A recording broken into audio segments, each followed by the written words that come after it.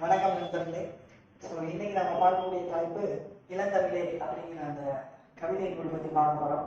இதனுடைய ஆசிரியர் யார் அப்படிங்கிறத இன்னைக்கு தெரிஞ்சுக்க போகிறோம். இந்த ஆசிரியரை அவருடைய சிறப்புகள் என்னென்ன அப்படிங்கிறதெல்லாம் பார்த்துட்டு அது மூலியமா நம்ம அந்த ஆசிரியர் யார் அப்படிங்கிறத கண்டுபிடிக்கணும். ஸோ அப்போ அந்த ஆசிரியரை பற்றி பார்ப்போம் வாங்க. ஸோ இந்த ஆசிரியர் இருமுறை சாகித்ய அகாடமி விருது பெற்றிருக்காரு. ஸோ இப்போ பெற்றிருக்காரு. அது மட்டும் இல்லை, சாகித்ய அகாடமியோட செயற்குழு தலைவராகவும் அவர் இருந்திருக்காரு. அவர் எந்தெந்த இதுக்காக இருமுறை சாகித்ய அகாடமி விருது பெற்றாரு அப்படிங்கிறத தெரிஞ்சுக்கணும் அப்படின்னா, ஒன்று மொழிபெயர்ப்புக்காகவும், இன்னொன்று ஒரு கிராமத்து நதி அப்படிங்கிற கவிதை நூலுக்காகவும் என்ன பண்ணியிருக்காரு அப்படின்னா சாகித்ய அகாடமி விருது வந்து. ஸோ அது மட்டும் இல்லைங்க, பாரதிய பல்கலைக்கழகத்தில் தமிழ்துறை தலைவராகவும் இருந்திருக்காரு.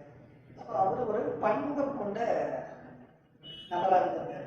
ஸோ அவருடைய இன்னொரு மற்ற இதெல்லாம் நம்ம பார்க்கும்போது கவிஞராக இருந்திருக்காரு, பேராசிரியராக இருந்திருக்காரு, மொழிபெயர்ப்பாளராகவும் இருந்திருக்காரு. அது மட்டும் இல்லைங்க, இதழாசிரியராகவும் இருந்திருக்காரு. ஸோ ஒரு பன்முக திறன் கொண்டவராக இருக்காரு. அதுபோக அவருடைய கவிதை நூல்கள்லாம் நான் ஒரு மனப்பாடம் செய்வதற்கு எளிமையாக நான் எழுதியிருக்கேன். ஸோ அதை பார்ப்போம். ஸோ அவருடைய கவிதை நூல் அப்படிங்கிறது நிலவுப்பூ, ஒளிப்பறவை, சர்ப்பயாகம், சூரிய நிழல், ஒரு கிராமத்து நதி, அதாவது சாகித்ய அகாடமி விருது வாங்கிய அந்த நூல். அதுபோக பூஜ்யங்களின் சங்கிலி.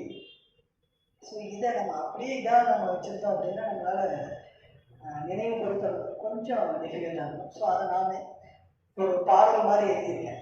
நிலவு பூவானது ஒளிப்பறவையாகி சர்ப்ப யாகம் தீண்டி சூரிய நிழலில் ஒரு கிராமத்து நதியில் பூஜ்யங்களின் சங்கிலியாகியது அப்படின்னு அதையே கவிதையாக்கியிருக்குன்னு சொல்லலாம்.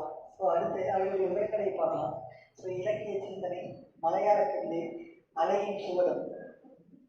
ஸோ இவ்வளவு சிறப்பான அந்த செயல்களுக்கு சொந்தக்காரர் யார் அப்படின்னு நம்ம பார்த்தோம் அப்படின்னா சிற்பி பாலசுப்ரமணியம் ஐயா அவர்கள். நன்றி, வணக்கம்.